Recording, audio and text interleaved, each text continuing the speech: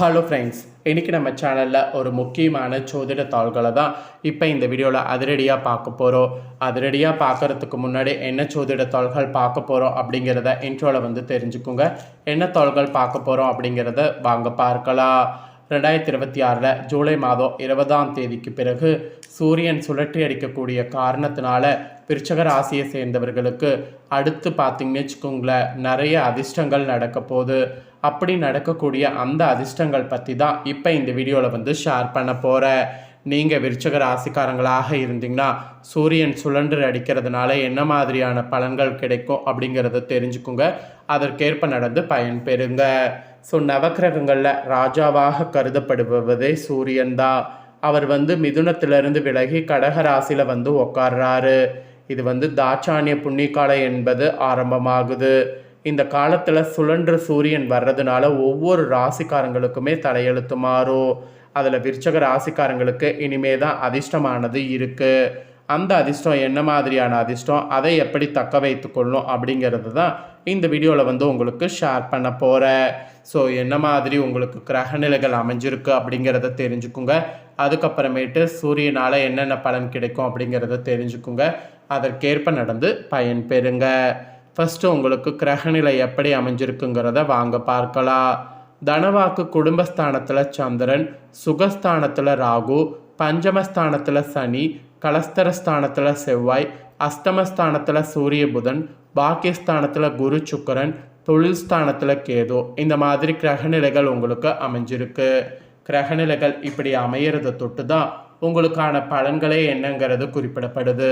So என்ன பலன் அப்படிங்கிறத ஷேர் பண்ணுற வாங்க பார்ப்பீங்க. சுழற்றி அடிக்கக்கூடிய சூரியனால் அனுபவ ஞானத்தை கொண்டு சமயோகித சமார்த்தியத்தோடு செயலாற்றி காரியங்களை வெற்றிகரமாக முடிக்கிற மாதிரி ஆற்றல் உங்கள் விருச்சிக ராசி அன்பர்களுக்கு கிடைக்க போகுது. அதோடு இந்த சூரியன் சுழன்றதுனால அறிவுத்திறன் உங்கள் ராசிக்கே அதிகரிக்கும். உங்களுடைய பேச்சு மற்றவரை மயக்குவது போல் இருக்கும். அதுவும் ருசியான உணவை உண்டு மகிழ்வது உங்களுக்கு அமையும். மன நிம்மதி உங்களுக்கு கிடைக்கும். சாமர்த்தியமாக காரியங்கள் செய்தீங்கன்னா வெற்றி பெறுவது உங்களுக்கு ஈஸியாக இருக்கும். அதனால் நீங்கள் நிறைய வெற்றிகளை பெறுவது சூரியனால் இந்த டைம் முடியும். அப்புறம் சூரியனால் தொழில் வியாபாரம் செய்யக்கூடிய உங்கள் ராசிக்கு முன்னேற்றம் காண்பது ஈஸியாக இருக்கும். தொழில் வளர்ச்சிக்காக சில திட்டங்களை செயல்படுத்த முடிவெடுத்திங்கன்னா அதுவும் உங்களுக்கு சக்ஸஸ் ஆகும். அதுவும் பணவரவலாக நல்லா திருப்தி தரக்கூடிய வகையில் உங்களுக்கு அமையும். வியாபார ஸ்தலத்திற்காக புதிதாக இடம் வாங்குவது கண்டிப்பாக உங்களுக்கு இருக்குது. ஸோ சூரியனால் தொழிலில் இந்த மாதிரியான பலன் கிடைக்கும். இதே உத்தியோகத்தில் இருப்பவர்களுக்கு சூரியனால் செயல் திறமையானது கூடும். பயணங்கள் செல்ல செல்ல வாய்ப்புகள் உங்களுக்கு நேரிடும். பணி நிமித்தமாக அலைய வேண்டியது இருக்குது. அதனால் பணி நிமித்தமாக ரொம்ப ஜாக்கிரதையாக இருக்க வேண்டும். அப்புறம் சூரியனால் குடும்பத்தில் கூட நிம்மதிங்கிறது ஏற்படும். சுற்றத்தினருடைய வருகையானது இருக்கும். கணவன் மனைவிக்கிடையே அன்பு கூடும். பிள்ளைகள் மூலம் மனமகிழ்ச்சி ஏற்படும். குடும்ப வருமானம் அதிகரிக்கும். வீட்டுக்கு தேவையான பொருட்களை வாங்கி மகிழ்வது இருக்குது. உறவினர்கள் நண்பர்கள் மூலம் ஆதாயம் பெறுவது முடியும். அதனால் ஆதாயம் பெற முயற்சி பண்ணுங்க. அப்புறம் பெண்களுக்கு சூரியனால் அறிவுத்திறன் அதிகரிக்கும். இனிமையான வார்த்தைகளால் சிக்கலான காரியத்தை கூட எளிதாக செய்து முடிக்க முடியும். அதனால் சிக்கலான காரியங்களை கூட முடிக்கிறதுக்கு உங்களால் முடிஞ்ச முயற்சிகளை பெண்கள் நீங்கள் இந்த டைம் பண்ணுங்க. அதுக்கப்புறமேட்டு கலைத்துறையை சேர்ந்தவர்களுக்கு சொல்லப்பட்டிருக்கு. கலைத்துறையில் இருக்கிறவங்களுக்கு உங்களுடைய கௌரவமானது இந்த டைம் உயரும். விரும்பிய பதவியெல்லாம் உங்களுக்கு கிடைக்கும். வழக்கு விவகாரங்கள் கூட உங்களுக்கு சூரியனால் சாதகமாக இருக்கும். கைவிட்டு போன பொருட்கள் மீண்டும் கிடைக்கும்னு சொன்னால் அது மிகையாகாத ஒரு உண்மை. அப்புறம் அரசியல்வாதிகளுக்கு சொல்லப்படுது. அரசியல்வாதிகள் பொறுத்த வரைக்கும் தீவிர முயற்சியின் பேரில் புதிய ஒப்பந்தங்கள் உங்களுக்கு கிடைக்கும். உங்கள் திறமைக்கேற்ற புகழ் பாராட்டு கிடைக்காமல் போகலாம். அதனால் நிறைய விட்டு கொடுத்து அமைதியாக போவது உங்களுக்கு நல்லது. அப்புறம் மாணவர்களுக்கு சொல்லப்படுது. கல்வியில் முன்னேற்றங்கிறது இந்த டைம் உங்களுக்கு உண்டாகும். எதிர்காலத்தை கருத்தில் கொண்டு சில திட்டங்கள் ஆலோசித்திங்கன்னா அந்த திட்டங்கள் உங்களுக்கு கைகூடும். ஸோ சூரியனால் உங்களுக்கு இப்படியெல்லாம் பலன்கள் கிடைக்கும். இதில் உங்கள் நட்சத்திரத்துக்கு ஏற்பவும் சில பலன்கள் சிறப்பாக கூறப்பட்டிருக்கு. வாங்க பார்ப்பீங்க. ஃபஸ்ட்டு விசாக 4ஆம் பாதம் பிறந்த விருச்சிக ராசி. இதில் சூரியனால் குடும்பத்தில் இருந்த சிக்கல்கள் தீரும். உத்தியோகத்தில் இருப்பவர்களுக்கு வீண் அலைச்சல் குறையும். மற்றவர்கள் மூலம் உதவிகள் கிடைக்கும். குடும்பத்திற்கு தேவையான பொருட்களை வாங்கி மகிழ்வீங்க. கணவன் மனைவிக்கிடையே இருந்த கருத்து வேற்றுமை நீங்கும். அதனால் கண்டிப்பாக பார்த்தீங்கன்னு வச்சுக்கோங்களேன், நீங்கள் முயற்சி பண்ணுங்கள். அப்புறம் அனுஷமில் பிறந்த விருச்சிக ராசிக்கு கூறப்படுது, இந்த சூரியனுடையனால வாழ்க்கையில் சந்தோஷம் அதிகரிக்கும். பிள்ளைகளால் கௌரவம் அந்தஸ்து உயரும். தூக்கமும் துன்பமும் நீங்கும். தடைப்பட்ட காரியங்கள் இருந்த தடை நீங்கி சாதகமாக நடந்து முடியும். தேவையற்ற மருத்துவ செலவு ஏற்படக்கூடும். வீடு பூமி மூலம் வரவேண்டிய வருமானம் தாமதப்படலாம். அதனால் கொஞ்சம் கவனமாக இருங்க. நெக்ஸ்ட்டு கேட்டயத்தில் பிறந்த விருச்சிக ராசிக்கு சொல்லப்படுது, சூரியனால் இந்த டைம் வாழ்க்கை துணையோடு விவாதம் உண்டாகும்.